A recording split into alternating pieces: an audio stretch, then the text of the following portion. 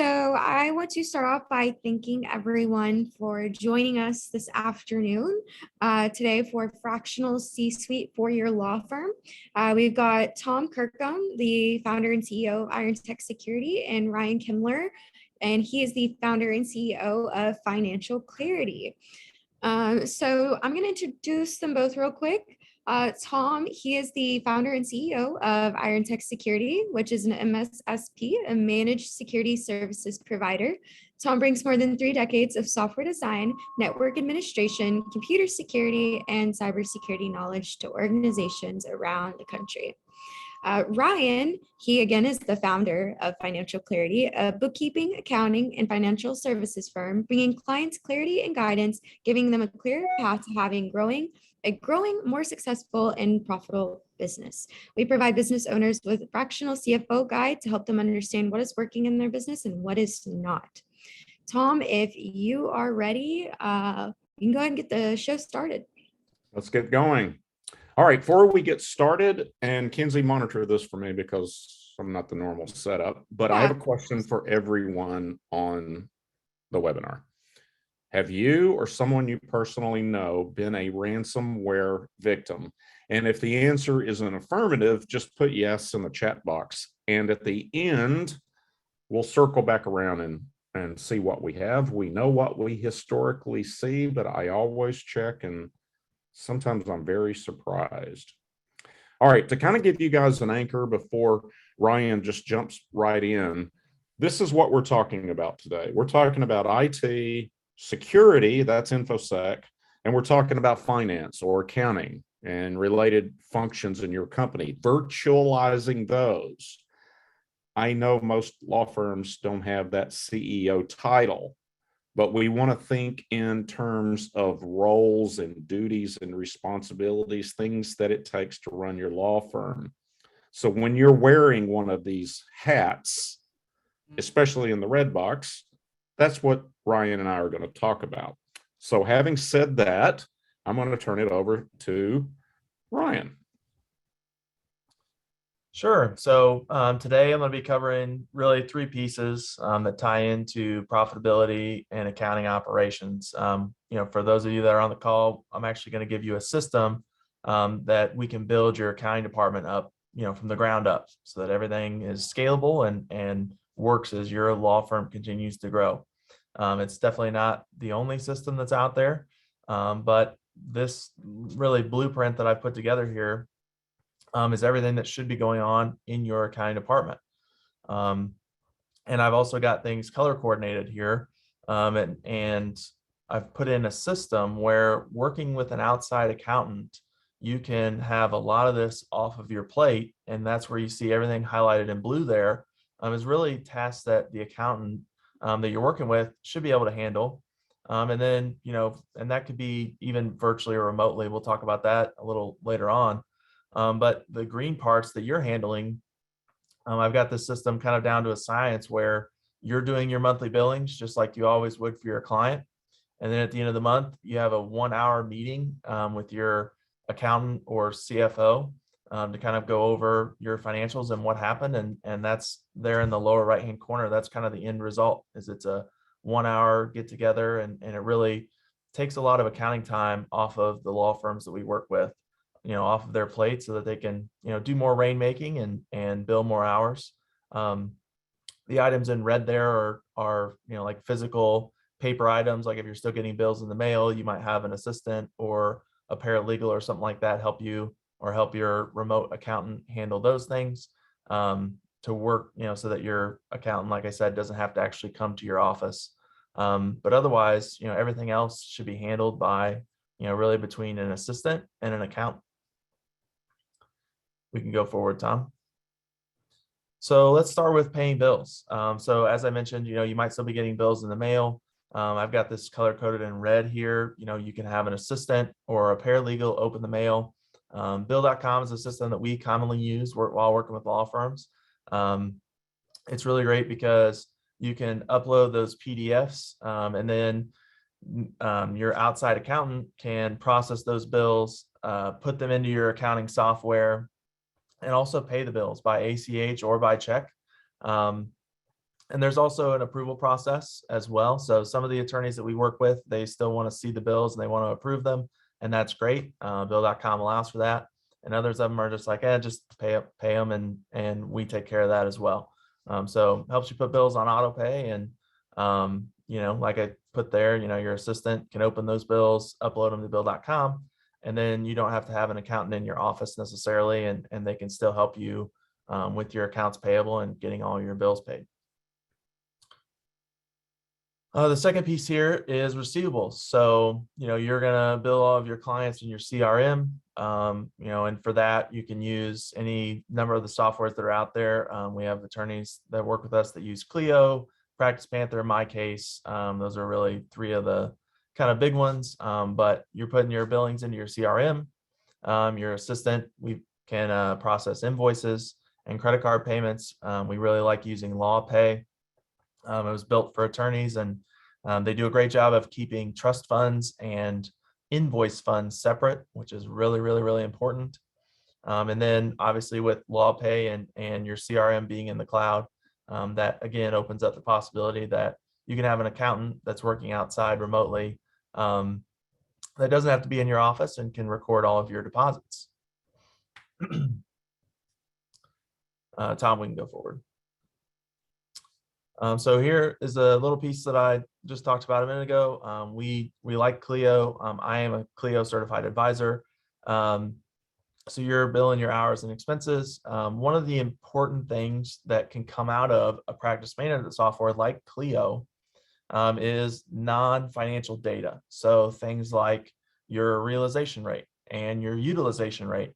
And if you have attorneys that are working for you, keeping track of how many billable and non-billable hours those attorneys have.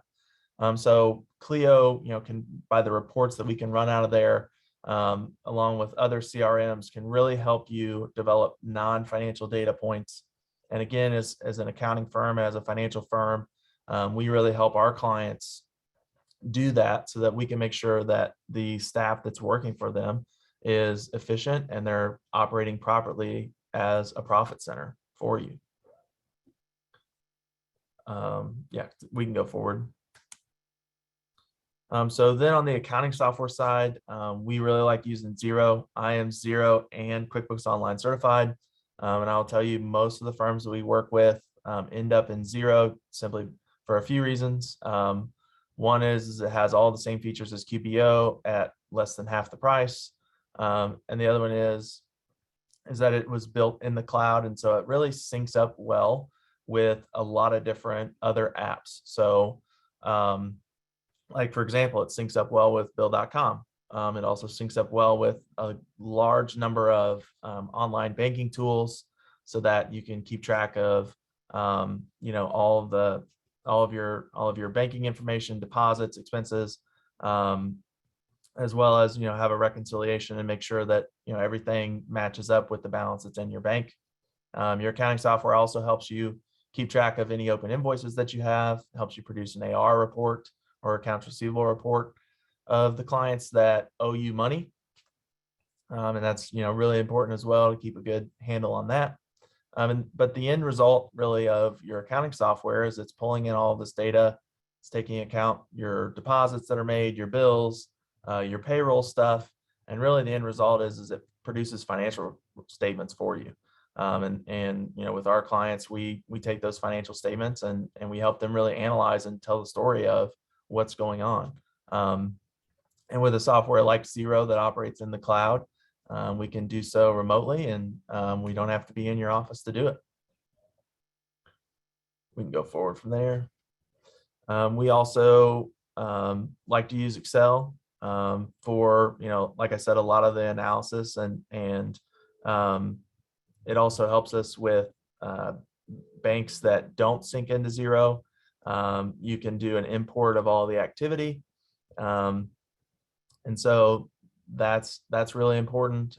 Making sure that your bank has a download of activity to Excel is a good backup.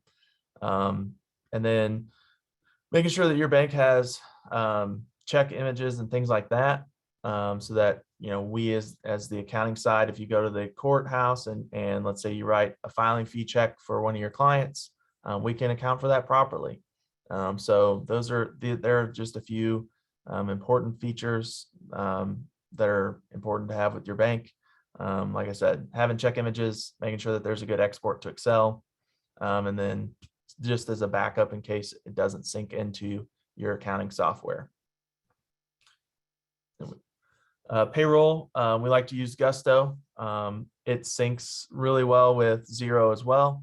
And we found that for solo and small law firms, they really provide a lot of other services as well, like syncing or like setting up retirement programs and insurance.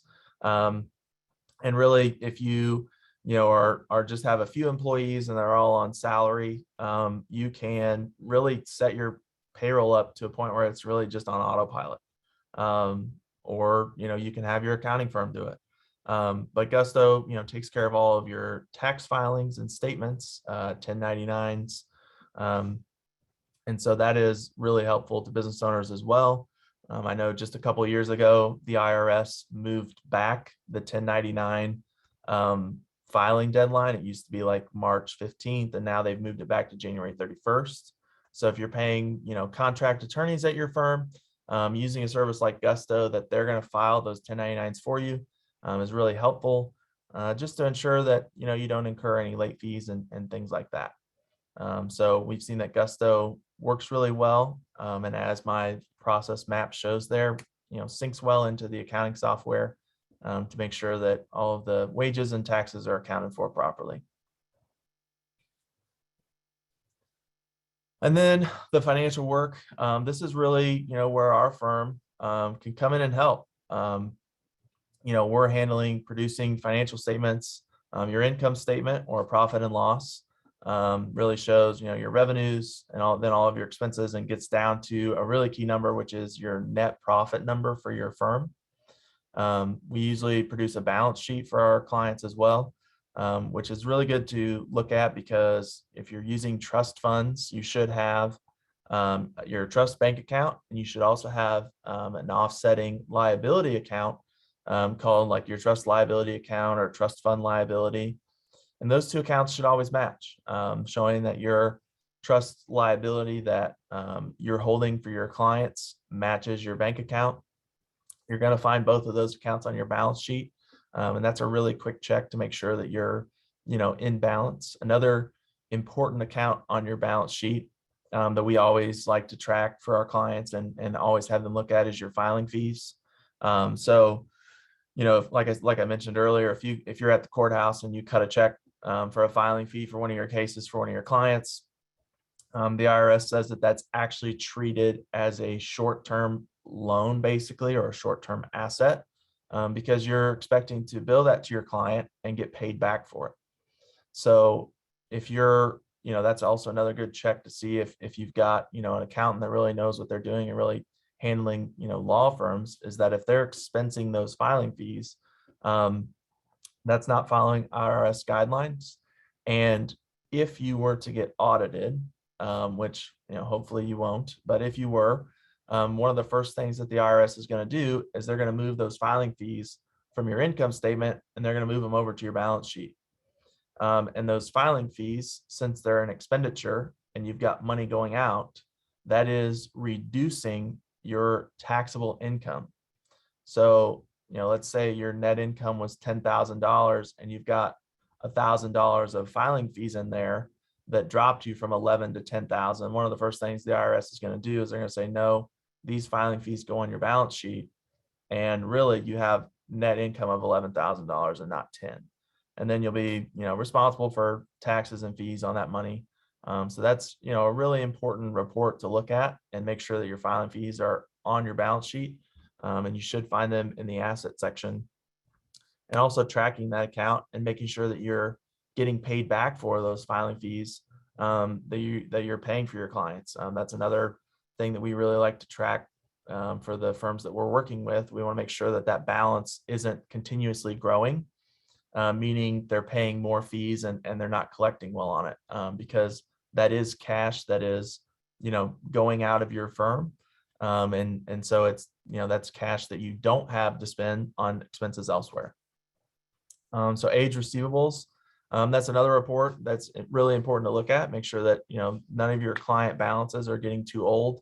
Make sure that they're staying current on their bills. We also, you know, build budgets for a lot of the firms that we're working with. And we use non-financial data, like I mentioned earlier, with realization rates and utilization rates and things like that, typically out of Clio, to make sure that, you know, the attorneys that are working for you are billing the way that they should. And that's kind of the, you know, performance analysis and forecasting that we do with our CFO service, is, you know, really building out a dashboard and tracking some of those key KPIs that we can easily, you know, look at and compare to some of the other firms that we're working with and have worked with, and know, you know, if you've got a metric that's off and isn't really up to industry standards, you know, we're going to let you know that and let you know how you can adjust that. And then, you know, altogether, what we like to do is we like to have about a 1-hour meeting with our clients on a monthly basis, and we, you know, brief them on the information that they like to know and answer any questions that they might have over those statements. And like I said earlier in the beginning, you know, if we can get your accounting time down to just you're doing your billings, which is time you're going to do anyway, and then just 1 hour and you're getting a summary meeting of this is what's going on with my finances, you know, that can save attorneys, you know, several hours that they could put towards billing or even marketing to get more cases. And so, you know, reducing your time that you're spending in your accounting department can be really helpful and provide, you know, you more time to spend in other areas of your business. Tom, we can go forward from there. So just to recap, you know, put it all together. It's kind of what I just did there at the end. Everything in blue that you see here on the screen, you know, we take care of for our clients, really. And you know, we come in and we build an accounting department that will scale with you and as you grow your firm. And we really, like I said, we really try to reduce the number of hours that an accountant has to spend in their accounting department as much as possible. And sometimes that does include, you know, bringing in like a paralegal or something like that. And so, you know, these are really two important questions that I always ask firms that are looking to work with us and looking, you know, for help, you know, with their accounting department is, you know, what could you do with your time that you save every month? Some attorneys, you know, like to spend more time with their family, or maybe they're not working in another area of their business. Or maybe it's that you want to go to work in another area of your business. But the important question is, you know, what could that time really earn you? If you have the systems and processes in place where you're spending, you know, an hour or two a month, and it's a lot less than what you have been spending. So I get a lot of questions about, you know, Ryan, that sounds really great, but I don't even know about, you know, how to go about finding a great accountant. You know, what are some steps that I should do to, you know, have someone implement the system for me? So I've got 3 steps here on how to find your next great accountant. So the first one here is, you know, really hire an advisor, somebody that's got a degree in accounting. Ideally, they've got a background in working with other law firms, you know, so they're a specialist in your niche, because there are quite a few things that go along with law firm accounting that, you know, just regular accountants don't necessarily know. And someone that's going to take a fiduciary responsibility over your finances and over your business. That's really, really, really important. And having somebody that you trust to take over that responsibility. And then ask about their experience in a few key areas. You know, experience around financial reporting. You know, have they done that in the past? Ask them about their experience with trust accounting and client costs and key performance indicators. You know, really building and developing and finding the important key performance indicators that your firm should be looking at, and knowing, not only just knowing what they are, but picking the right ones that are important to look at right now, and finding kind of the bottleneck, if you will, in your business is really, really important. So history with, you know, producing KPIs and building a dashboard or a scoreboard is really important experience for your next accountant to have. And then the last step that I've got, Tom, we can go forward, is just trust. You know, can you work with this person, this company? Is it someone that you know, see yourself working with, like to work with them? do you always trust them to be objective and tell you the truth? Because the reality is that sometimes some of the information that, I have to tell my clients and say, hey, this is really what I found and this is what's holding you back, is not always easy news to deliver. So it's really important that, you trust that person, and you trust them to be objective and be honest with you. And really, know the finances and guide you. That's their area of that's their specialty. That's their area of expertise, is to, know numbers and be the expert when it comes to accounting and finances. So outsourced hiring, I talked about this a little bit throughout this presentation, but nowadays, with as much Zoom work as everyone is doing, especially after this pandemic, I really recommend outsourced hiring, for your accounting operations. It's going to be, typically it's going to be less expensive than, hiring an in-house employee. You don't got to worry about healthcare benefits or retirement benefits or payroll taxes. Also, there are a lot of highly qualified professionals out there like myself and our firm, and I know several others that are going to be, a fraction of the, like I said, a fraction of the cost of an in-house employee, but they're also going to have the experience in your niche of working with law firms, that they're not just the generalist that's going around town and they handle your accounting and they also handle the dentist office down the street and then they handle the restaurant down the street from that. They're going to be, really highly qualified professionals that have worked in your niche of law firms.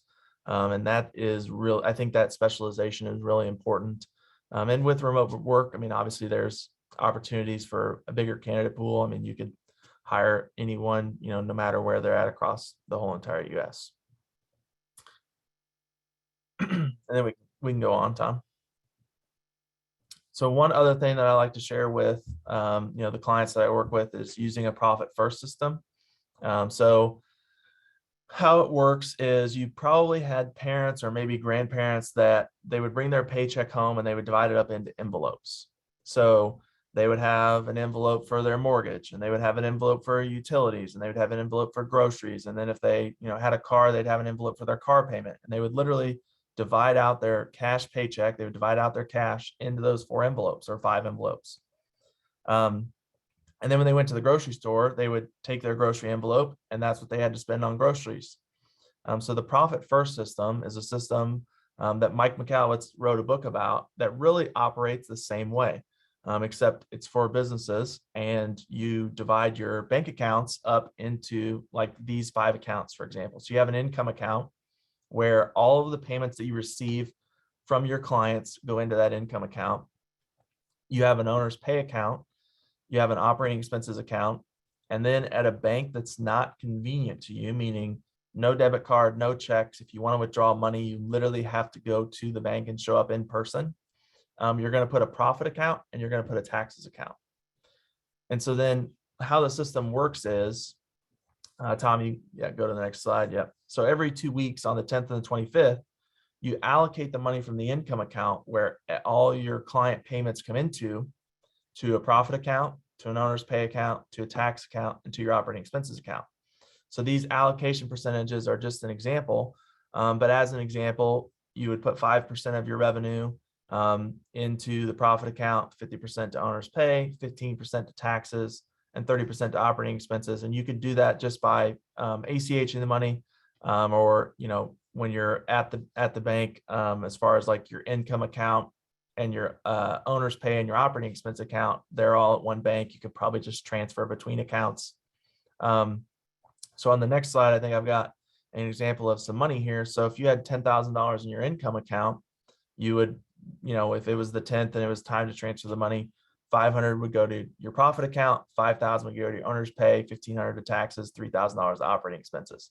And that $3,000 in operating expenses would be the money that you have to, spend on, expenses that you have, paying employees, all of your softwares, all of your things like that. And the purpose of the system is to set aside your profit first. So that's the first account that you transfer money to, and it goes to your inconvenient bank. And that profit bank account is going to build up money over the course of the year. And then obviously, your owner's pay account is for you to ensure that you're getting paid well.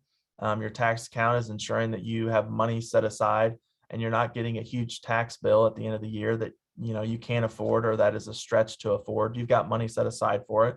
That tax account could also be used to pay quarterly tax estimates if you're doing that as well. But again, it's not coming out of your pocket. It's coming from the business because you've set aside the money to do so. So setting up a system like this is something that, again, we really typically help our clients do. And it can be very beneficial because it really, allocates money, to places that you need it, and saves it, especially like your tax account, saves it for when you need to pay your taxes, and it's coming from the business and not from your pocket. And so we really like the system, and I would highly recommend, ask your accountant about it, ask if they have experience with it, ask if they can set it up for you. It is a really good system. And so with that, I think, I've pretty well wrapped up. I hope that that's a good way for you guys to build your accounting department. And I will have my contact information here at the end. And if you're in need of our help, definitely reach out. I'm going to turn it over to Tom. All right. Thanks, Ryan. Yeah, the whole purpose of this virtualizing everything is you're going to be able to get the kind of expertise that it's going to be much more difficult to find, especially and put them on staff. It'll be more affordable. And just another thing that I've learned is don't get cheap if you're going to go down this road. You pay the extra money to get the best people. Okay. That applies with all of the stuff. These three, although there's truly only two, these three virtualized C-suite executives. All right. So let's jump into a little bit of cybersecurity. And I always like to start with rules of professional conduct, ethics, and client confidentiality. So these are out of New York RPC, but most states have the same thing. They're all based on American Bar Association. And these mention protecting your client data from unauthorized access to or inadvertent disclosure of. And whether you're talking 1.1, 1.6, the comments and so on, they all refer back to this phrase called reasonable efforts. As an InfoSec specialist, I have a problem with what reasonable efforts are. The game has changed when it comes to cybersecurity. If your firm is relying on antivirus to protect your client data or to protect your firm, your financials, whatever it may be, and you suffer a breach and you did not put in the 5 things that I'm going to talk about, I would testify that you did not use reasonable efforts. Because like I said, the game has changed right now. And the game changed today when you woke up, literally today, with the invasion of Ukraine. And hopefully I'll have time to wrap that up, wrap in the tie-in. Don't forget, if you got any questions, throw them up in chat. We'll circle back to them at the end. All right, so let's take some myths and bust them. I've heard IT pros say this. Many people think they're too small. Why would anyone want to attack you? You're in the middle of nowhere. You have a very small firm. No one's heard of you, especially in Russia or China or where have you. Well, here's the deal. These are done at scale. They're done automated. They're using bots. They really don't know, nor do they care who you are. It's a numbers game. They're sending out 100,000 emails, compromising 100,000 websites. They're looking for 1%, so to speak, of victims. They send out 100,000 emails. 1% becomes a victim. That's 1,000 people. If they pay an average ransom of $10,000 a piece, that's $10 million. It's a numbers game. Don't know, don't care. No such thing as being too small. And almost everyone thinks you can't afford good cybersecurity defense, but I'm here to say that you can get the same cybersecurity defense that Fortune 10 companies, Ford Motor Company, AT&T, ExxonMobil, Department of Defense. These same defensive tools that they have and the same specialists that they have are available to the smallest of firms. And just for an idea, it starts at around $20 a computer per month. Yes, it does cost more than antivirus, but antivirus is about useless, which brings me to this one. I've heard IT pros say most of these, including this one. Antivirus is good enough. That's all there is. Just don't click on file attachments from people you don't know. None of those three assertions are accurate or true. Antivirus is not good enough. In fact, in the case of the latest version of Norton, it's worse than not any good. It's actually negative good.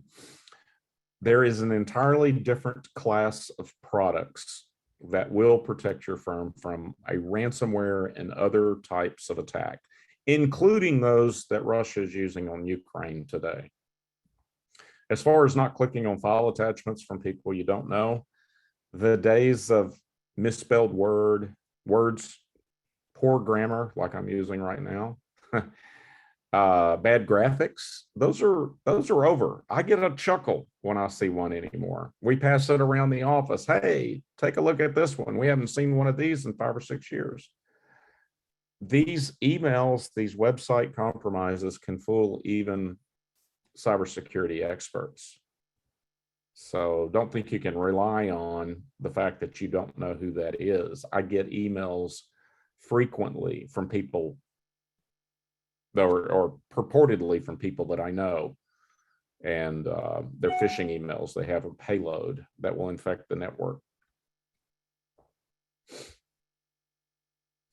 For those of you that have cybersecurity insurance, great, but go one step further. You want to make that insurance, like all other insurance, the last thing you want to rely on to make your whole. Insurance is not going to pay for your reputational damage. It's not going to pay for any client reputational or other loss. It's not going to, in many cases, it's not going to pay for civil liabilities. You know, the Office of Civil Rights. If you're a personal injury attorney and medical records get breached, that's the Office of Civil Rights. They don't mess around. And some of you may be in other things. A loss of intellectual property of a client is, the insurance is not going to pay for that damage to the client themselves, or at least you're going to run out very quickly. Get good cybersecurity defense. Make both of those a priority. I understand why everyone does it. They don't know what else to do. It's part of your insurance renewal. Agent says, oh, by the way, you probably ought to get this. Everybody buys it, but you're not taking care of the defense. It's like buying office insurance, you know, all the content in your office, but you never lock the door, or you don't fix the wiring in your house, and you're just relying on homeowners insurance to buy you a new house when it burns down. Get both. For those of you, and I know there was at least one that I saw earlier, if you've had a ransomware attack and your network has not been examined by a forensic InfoSec specialist, you're not fine. Every ransomware attack for the past 4 or 5 years has multiple payloads, and most of those are nation state offensive cyber weapons that are very, very hard to detect. So chances are you've got server backdoors, keyloggers, and other malware on your network just waiting to be exploited by another hacker, nation state, criminal, terrorist, whatever it may be. And once again, it's totally indiscriminate. The Colonial Pipeline attack, they didn't know they were attacking infrastructure. It was a targeted attack, but they didn't know what the customer did for business. They actually apologized. They just knew it was a big fish. They had a big payday coming.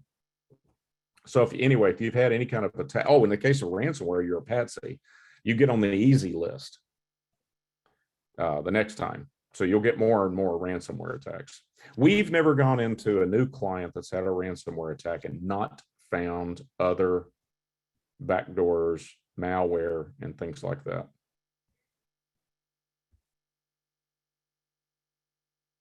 And finally, cybersecurity is an IT issue. I understand where you're coming from. Most people believe that, but it's actually two entirely different specialties. And you don't want to confuse the two when it comes to getting solutions to protect your law firm. So let's take a look at some differences. So infotech versus infosec, right? IT objectives versus infosec or cybersecurity defensive objectives.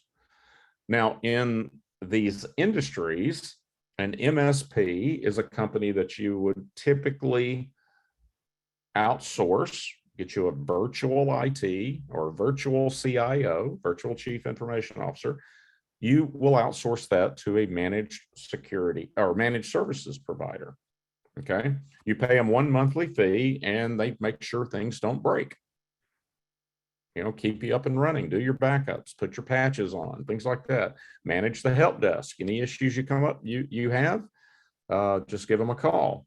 But what you have to understand is their objectives revolve around productivity, efficiency, minimizing help desk calls. It's a bottom line focused investment in your firm.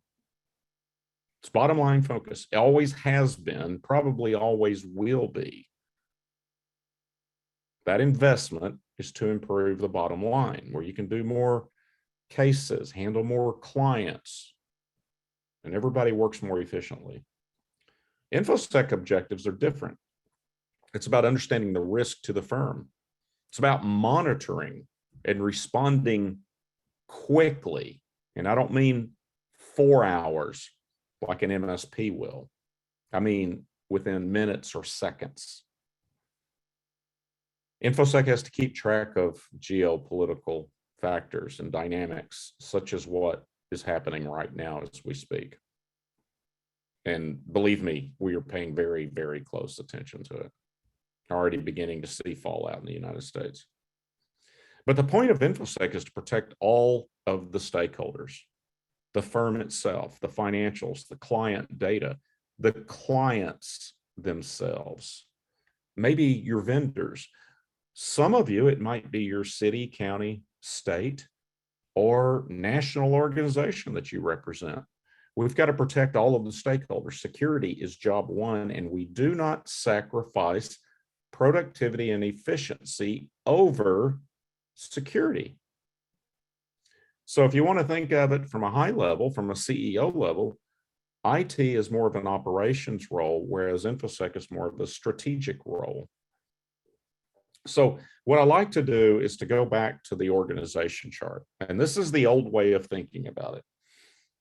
It's not unusual for a CEO or managing partner or the owner or whatever that head honcho title is to go to their IT people, whether it's on staff or outsourced, and say, hey, I'm really worried about security. Let's get some better stuff in here. It's treated as a bolt-on. It's like something that needs to be added to IT. Okay. We need to enhance our IT. We need to secure our IT. Well, all of the Fortune 500 companies as of 2021 have made InfoSec part of the C-suite. It's a chief information security officer or a virtual chief information security officer. And they have a direct line of communications to the owner or the decision maker, the leader of the organization. So they understand what risk there is to the firm if finance said we don't have the budget for it, or the CIO says we don't want, that's too many help desk calls we'll have to field. The security officer's job is to make sure the CEO is making an informed decision, weighing productivity, how much money is available, what risk the firm is under. You do handle patent law, I promise you China would be very interested in your files.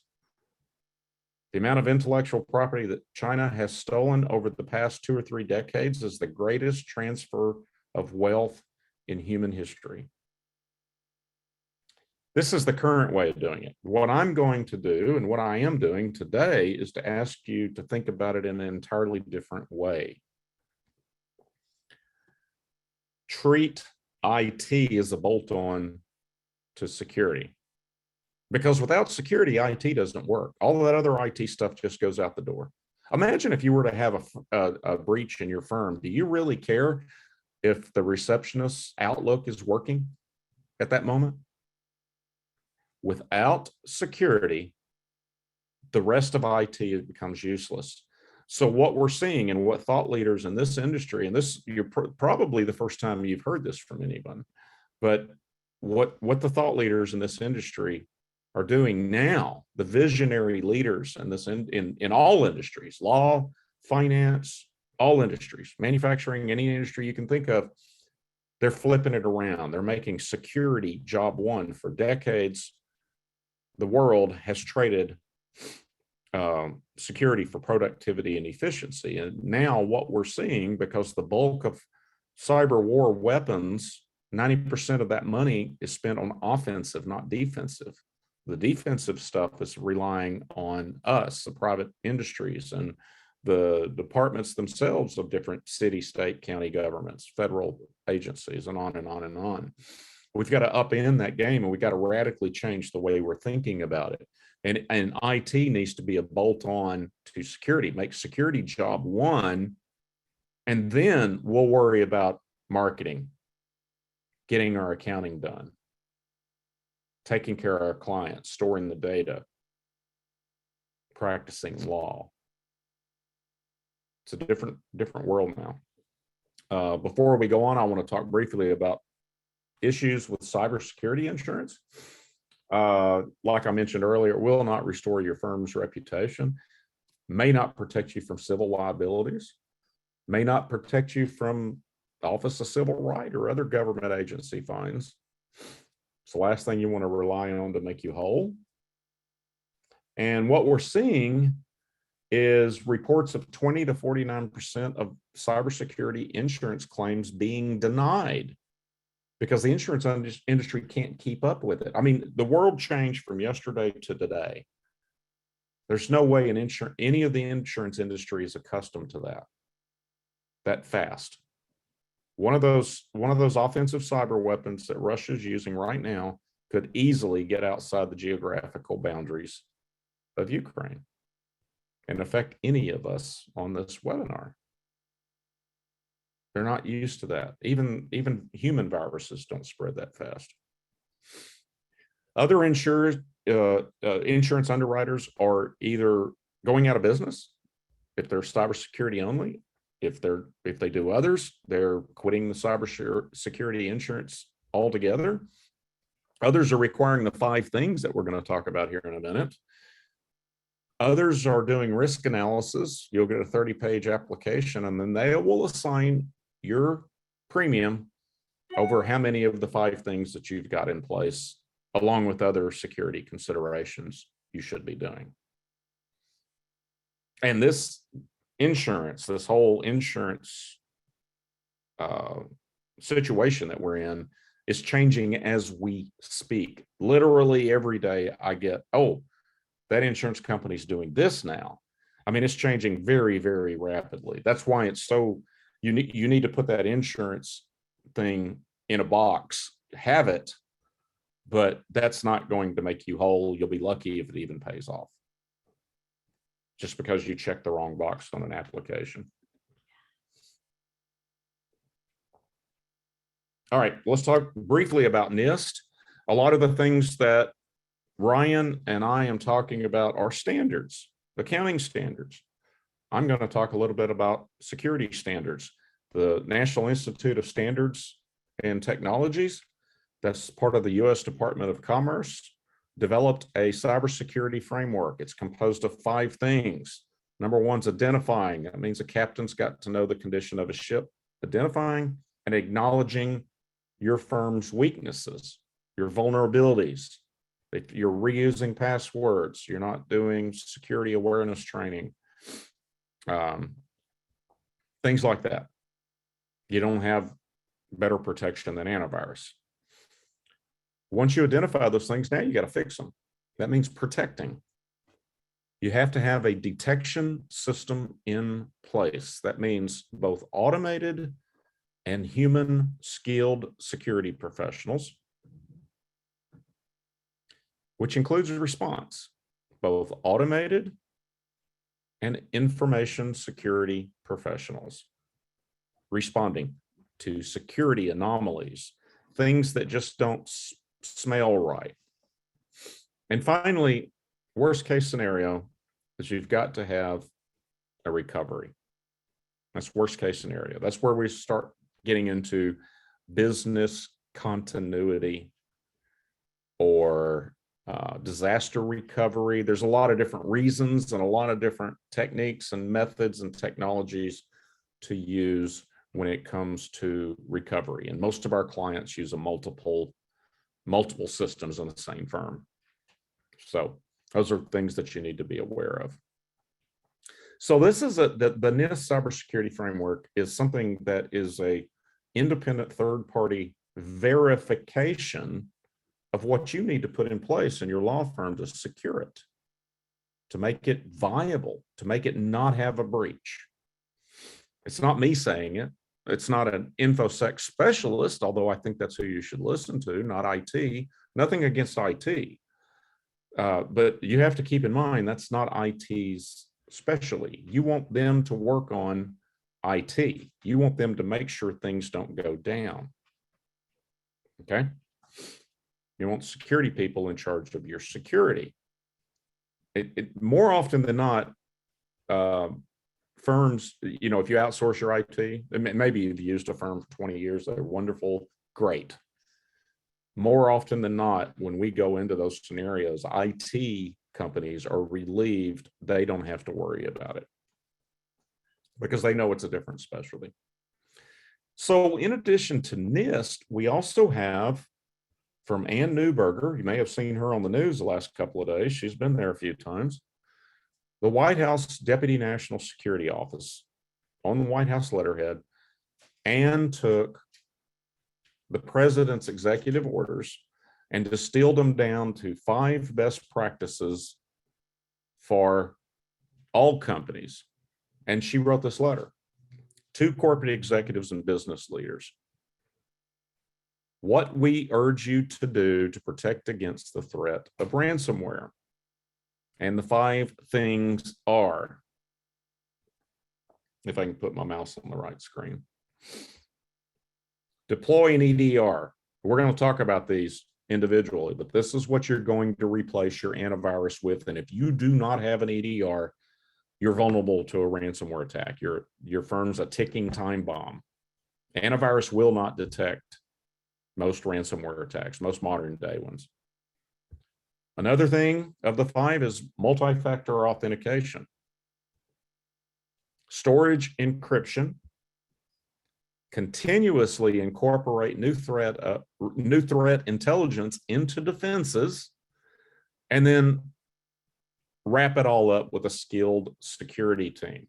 This is the 5 things that the White House says all businesses have to have to protect themselves against ransomware. And I'm here to tell you that it'll detect you against a lot more than just that. It's just ransomware is the worst thing that all of us have to be worried about right now. It's the thing that's most likely to happen to your firm. If you're a patent attorney, we do need to worry about China. If you do personal injury law, we need to worry about personal health information and things like that, because that's identity theft. That's a different threat actor that would like to get into your firm. So let's talk about each one of these. This is the most important one. If you only take one thing away today, know that you've got to have an EDR. It's a class of product that does not use virus signatures. It uses a neural net or artificial intelligence or machine learning to protect your network. So let's suppose a brand new offensive technical threat is discovered today, which could happen, very plausible, while I'm talking. And let's suppose the first instance outside of Ukraine is, I don't know, Estonia. Any computers in Estonia that detects that new technical threat has a neural net that it's talking to. And once it detects and identifies that threat, it learns. It learns the storyline, how it attacks, its tactics, techniques, and procedures of attack. Every other agent protected by that EDR all over the globe is now aware of it, knows how to defend it, and knows how to identify it within seconds. Antivirus relies on virus signatures, and they have to be updated by the vendor, and they have to be downloaded, and they can't keep up. The pace is too rapid. It's a whole different way. Any of you have Teslas with autopilot? It works the same way. Every time a pilot or a Tesla goes down the road with autopilot engaged, the neural net behind autopilot updates the very next Tesla that goes down that freeway, makes that car drive better and safer down that freeway. EDR class products work the same way. They go by many names, and this is one of the reasons why you need a skilled security specialist on your team. There are technical differences, but a lot of times these are marketing differences. But you gotta kind of have to know, and it's not something you can buy off the shelf. The off the shelf products like McAfee and Norton and Symantec and Bitdefender or whatever someone told you is the best to go buy. They're starting to claim they have EDR class stuff. None of it's best of breed. None of it's anything that I would consider reasonable efforts, much less any good. But basically an EDR is going to hunt for malicious activity and block it. It's going to hunt for it. It's not going to passively examine applications running on a computer. It's actually going to look for it. EDR, that's what you got to have. It's got to be best of breed. Two that come to mind: CrowdStrike and SentinelOne. You may have seen these advertised. They're the two biggest and the two best out there. It's got to be best of breed, though.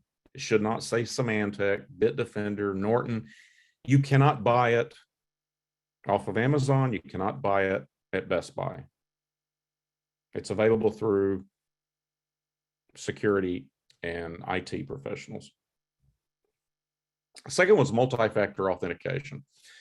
You should actually turn this on everywhere that you can. You can turn it on Amazon.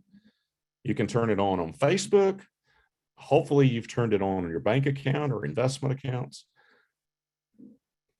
But it's a third piece of information. You know, it's that 6 or 8 digit number that you add, you have to get off your phone or whatever, in addition to username and password. What's that number? And, you know, it's only good for, this one's good for 3 more seconds. It's on the screen, the 92514977. That's to a bank account of mine. It's time sensitive. It's only good for 30 or 60 seconds. It's not in the possession of the hacker. Whereas a username and password, if you're like 90% of the people, they might have your username and password because you reuse it in multiple places. But Anne or the White House is saying you need to turn it on everywhere that offers it, because passwords alone are routinely compromised. If you've got a username and password that gets compromised on an account that you've turned on and you're using MFA or 2FA, two-factor authentication, it's not an end of the world. Chances are it's still not compromised, even though they have your username and password. They don't have this in their possession. Use disk encryption. This means turn on and encrypt your own data files. It doesn't matter if it's a server or a workstation, but definitely laptops and other portable devices. It's about this layer, this particular layer is about shrinking the attack surface of your firm, decreasing the attack vectors. For example, if you don't encrypt the drives on your server, and when it gets old and you replace it, what happens to those drives? People usually send out their old computers for recycling. Nobody wants them anymore. they're not that expensive anymore. Well, if you don't physically destroy those disks, and those disk has raw data on it that's not encrypted, that data is harvested. There's a whole subset of criminals that do nothing but obtain used hard drives and mine them for data. So Ann sums it up, or the White House sums it up, says, so if the data is stolen, it is unusable.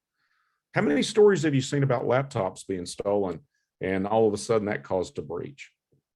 That's the purpose of doing disk encryption and other strong encryption like fingerprint, Face ID. Those are all multi-factor authentication.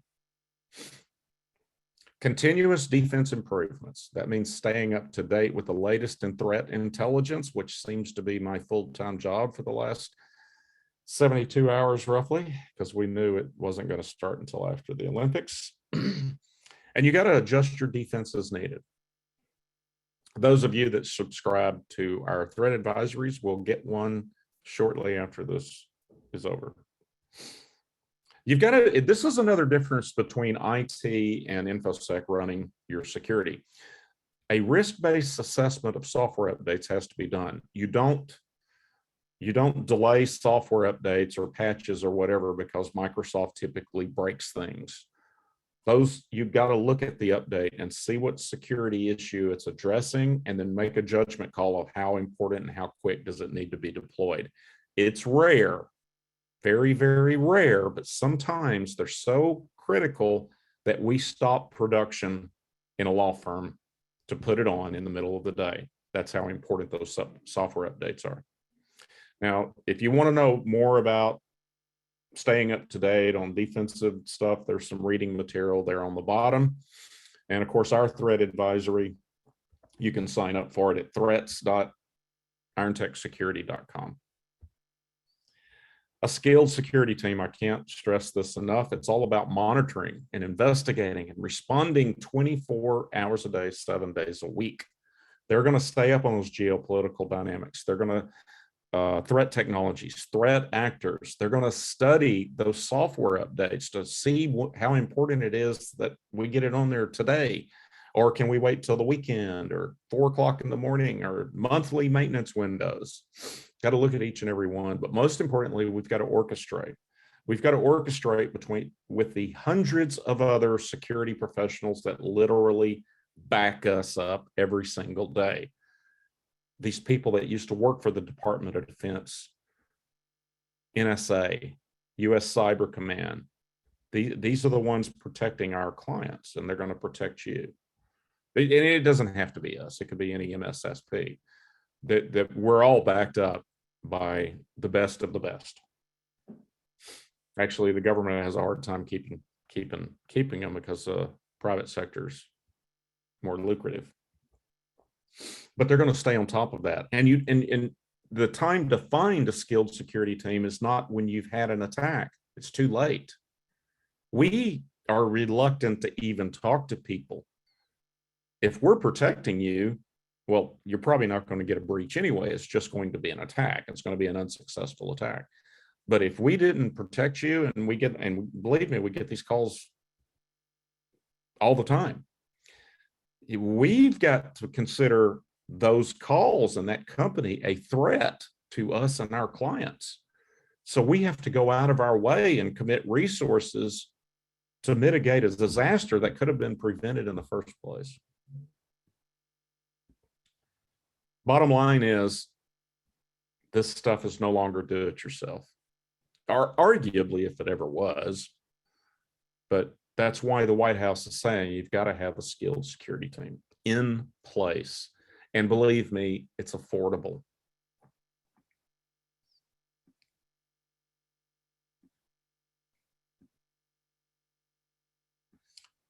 Oh, I'm running out of time. Real briefly, company-owned equipment for remote access. If you want to know why, give us a call or contact us. Get a password manager and use it. 1Password, Keeper. Those are both two good ones. We are a Keeper partner. Don't forget your website. Get with your web people. Make sure it's secure. And law firms always need to consider implementing encrypted email. So having said that, this is our contact information. for both IronTech and Financial Clarity. There's Ryan's email, our email, our phone number, the go once for Financial Clarity. That's a scheduling link. And I think Kinsey has put those into chat. And same thing with meeting.IronTech Security. That will schedule both of these. You schedule a few minutes to talk with either of us, and we'll be happy to answer any questions and get you on the right path with whatever you think you are having difficulty with, or whatever it is. Just don't forget about the 5 things. That's super, super important from a security standpoint. Ryan, did you have anything else to add to that? I don't think so. I think we did a good job of covering everything. I'd highly recommend for all the attorneys that are still watching, go find an accountant advisor, handling your accounting and finances, and go find a tech advisor, play in the fields where you're an expert. That's Tom and I's, really philosophy is play in the areas where you're an expert. That's actually what we do as a company, and Ryan does with a company. It's a lot cheaper to hire the experts when you do them virtually. Absolutely. Couldn't agree more. All right. Just to quick follow up. We had 1 yes answer in the chat, which is a little lower than usual. We usually run 10 to 20% of the people, which when we first started doing these, I was surprised it was that high. That it was either someone on the webinar or they personally knew someone that had a ransomware attack. I've seen them as high as 30%. This one we had 1, so that's roughly a little less than 10%, but it's still substantial. So anyway, thank you for joining us, and feel free to reach out. Yes, thank you, everyone.